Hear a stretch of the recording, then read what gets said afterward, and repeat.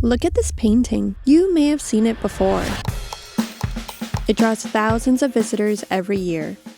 It was painted by Norwegian artist Edvard Munch, and it's titled The Scream. But this isn't the only one he painted. He actually painted 4 versions, all titled The Scream. You can find one in the National Gallery in Oslo, 2 in the Munch Museum, and 1 sold to a private collector for nearly $120 million in 2012. And while it's recognized as one of the most famous expressionist artworks, it's also famous for being stolen, not once, but twice. It's February 12, 1994, and the people of Lillehammer, Norway are busy welcoming athletes and sports fans from around the world to one of the most highly anticipated sports competitions, the 1994 Winter Olympics.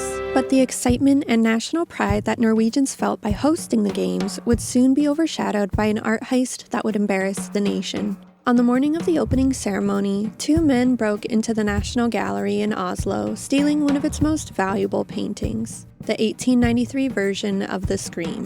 But that's not all. The sense of shame Norwegian officials felt was only amplified by a mocking note left behind by the thieves. Thanks for the poor security. The loss of the painting was regarded as a national disgrace. But how did they manage to pull off the stunt? And more importantly, why did they do it? After all, Norway had been preparing for this moment for years. Winning the bid to host an Olympic Games is a huge deal, and in Lillehammer's case, they didn't win it right away. They actually submitted a bid for the 1992 Olympics, but lost to Albertville, France. The defeat resulted in a replanned bid for the 94 Olympics, which included increased investments in infrastructure, new arenas, and facilities. And competition was high too. 3 other cities also submitted a bid for the 94 Olympics, with Sofia, Bulgaria being the favorite to win, and Lillehammer, Norway dismissed as last choice. Yet, on September 15, 1988, Lillehammer won the bid. So if hosting the Olympics was this important to the people of Norway, then why did thieves choose to steal the Scream on the morning of the opening ceremony? Well, police had one theory.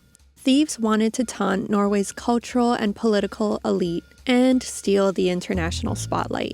And that theory seemed to be right, because when Norway's government officials arrived in Lillehammer to participate in the opening ceremony, they were met with reporters shouting questions about the Scream.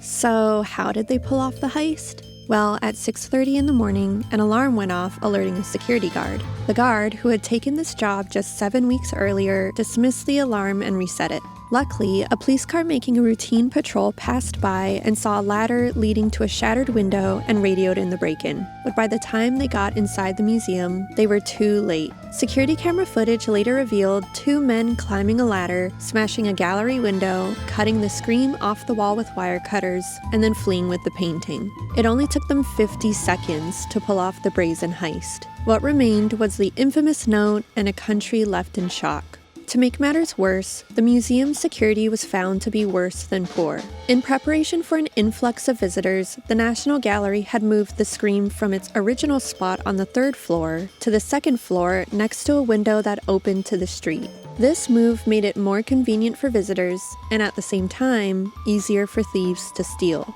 But that's not all. The windows were not made of reinforced glass, nor were there any protective bars on the outside.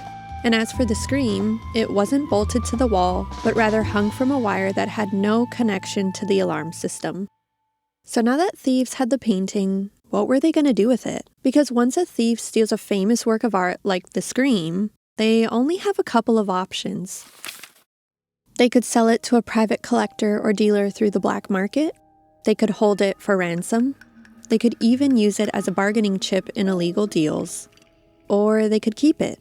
But museum director Knut Berg assured the public that thieves would find it almost impossible to sell without being noticed. He told the press, "It is impossible to estimate the value of the painting, but it is Norway's most valuable painting, Munch's most renowned and impossible to sell." Norwegian police even believed that a ransom demand was imminent, but as weeks went by, none came. You'd think that with all the media attention and influx of journalists, recovering the Scream would be easy. Well, not exactly. According to the FBI, once art is stolen, there's a very small chance of getting it back. like about a 2 to 6% chance of getting it back. And it's even rarer to both recover the stolen art and successfully prosecute. When Leonardo da Vinci's Mona Lisa went missing from the Louvre in 1911, it took over 2 years to recover. When 2 paintings from the Van Gogh Museum were stolen in 2002, it took 14 years to recover. And the Isabella Stewart Gardner Museum heist in 1990 remains the largest unsolved art theft in history. So how did police recover the Scream?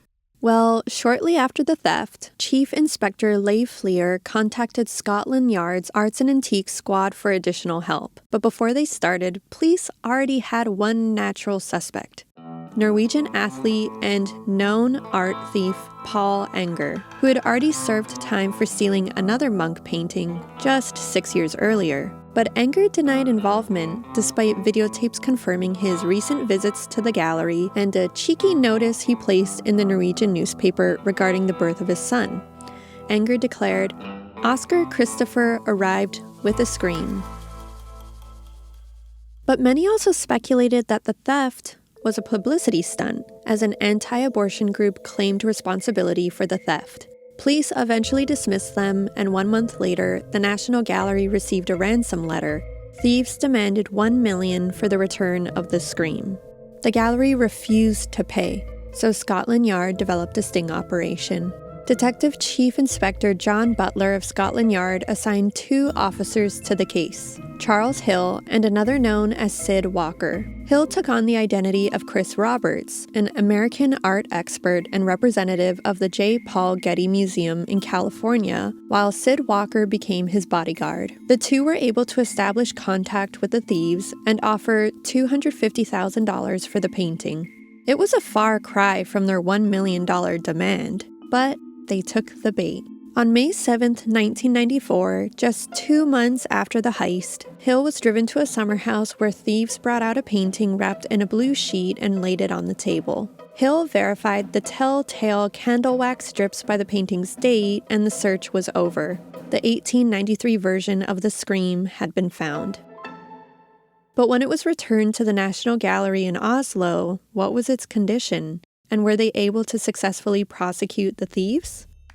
Ultimately, Paul Enger, along with 3 other Norwegian men, were convicted of theft and attempting to sell stolen property. But in a disappointing twist, 3 of the men would be released due to a legal loophole. Under Norwegian law, their convictions were deemed invalid because undercover detectives entered Norway under false identities, and thus, their testimonies were invalid. Enger would be sentenced in 1996 to 6 years and 3 months in prison. And as for the painting's condition, director of the National Gallery, Knut Berg, said the thieves must have handled it with extreme caution, noting a microscopic pinprick but an otherwise undamaged painting. The Minister of Culture added, "I am extremely happy and relieved that one of our greatest and most well-known art treasures has been recovered.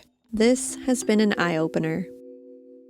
But not every art heist gets a happy ending, and another version of the Scream wasn't so lucky. On August 2006, police recovered the 1910 version of the Scream after it was stolen and had been missing for years. Painted with tempera and oil on unprimed cardboard, this version suffered significant damage and would take conservators 2 years to restore. The painting had been scratched, torn, damaged by humidity, and notably had a large water stain in the bottom left-hand corner that also seemed to have washed away some of the paint.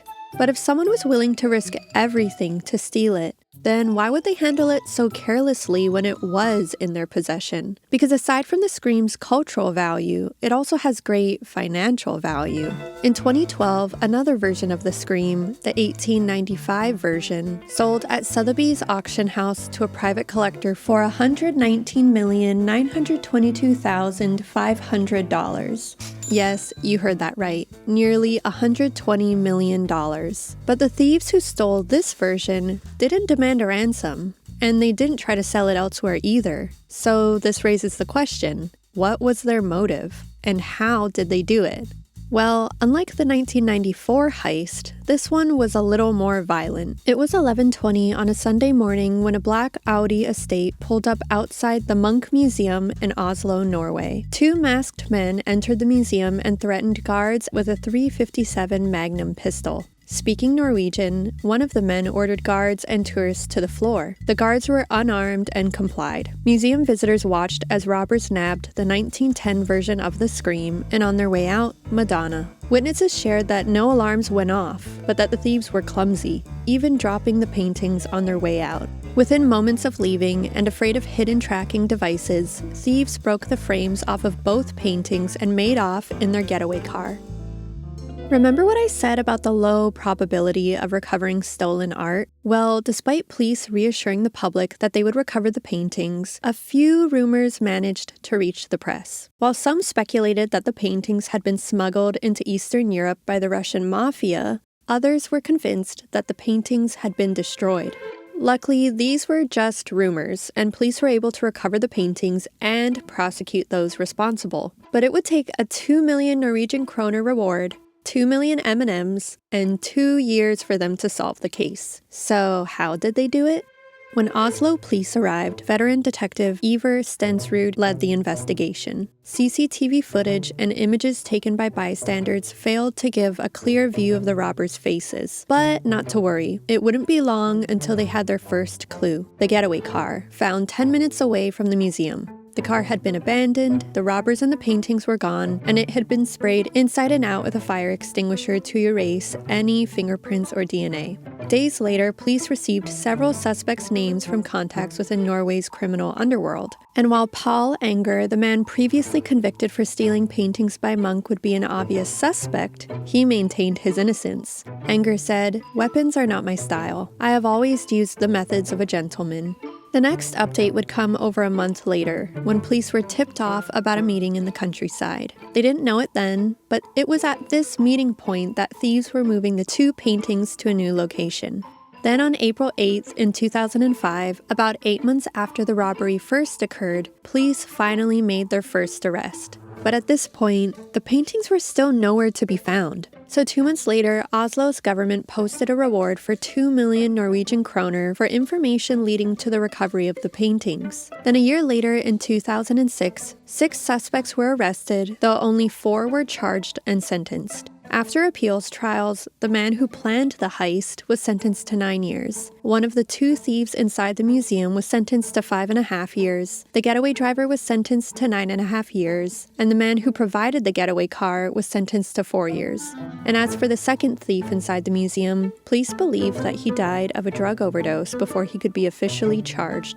And as for the paintings, they were still missing, and none of the men were talking. So the judge ordered the mastermind of the heist and the getaway driver to pay the estimated value of the 2 paintings, 750 million Norwegian kroner. And after launching an ad campaign for their new dark chocolate M&Ms at the Guggenheim Museum, M&Ms offered a reward of 2 million dark chocolate M&Ms for the return of the Scream. Surely somebody would step forward with information. I mean, who wouldn't want 2 million M&Ms? That's like 40,000 bags of M&Ms. Oh, and the 2 million kroner is nice too. But despite this delicious reward, nobody came forward.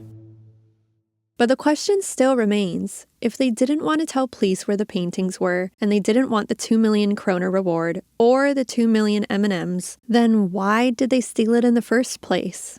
Well, their motives still remain a mystery, but Detective Stensrud has one theory. Just 4 months before the heist in April 2004, there was an armed bank robbery that resulted in the death of a senior police officer. At the time, all the country's top detectives were investigating the murder of one of their own. Detective Stensrud had suspicions that the 2 crimes were somehow linked, and that the heist was an attempt to divert police resources from the bank robbery and murder investigation. To him, the timing of everything seemed like it was more than just a coincidence. Finally, on August 31st, 2006, the paintings were recovered, but the police didn't find it by themselves. A Norwegian newspaper reported that a man came forward with information as to the whereabouts of the 2 stolen paintings. But this wasn't just any man. This man was the alleged mastermind behind the 2004 bank robbery that resulted in the death of a police officer. And his offer was simple. He would give information leading to the recovery of the Scream and Madonna, and in exchange, he wanted a better life in prison and the 2 million M&Ms. Maybe Detective Stensrud's gut feeling was right. Maybe there was a link between the two crimes. When the trial finally arrived, the prosecution argued that the heist was ordered by the gang leader responsible for the bank robbery with the intention of diverting police resources away from their investigation. But the leader of the bank robbery was never officially charged in connection to the Munch Museum heist and has always maintained his innocence. As for the reward of the 2 million M&Ms, a spokesman for M&Ms revealed, "We'd never give a reward to a convicted criminal." So instead, Detective Stensrud proposed that the candy's monetary value, about 140,000 Norwegian kroner, be donated to the Munch Museum. In 1893, Edvard Munch painted a scene that has been interpreted as a universal expression of anxiety and alienation. He painted this piece after a moment of panic where he felt that a great, infinite scream went through nature. The figure in the foreground is reacting to a world screaming around them, and the viewer can feel their anxiety just by looking at them. Each time the scream was stolen, it only seemed to make it more popular, further cementing it as one of the most famous paintings of all time. The 1994 and 2004 heists would lead both museums to re-evaluate their security. And today, both paintings are displayed under much stricter security measures. That's all for today. Thanks for watching, and let me know in the comments if there's another art heist that you'd like me to cover.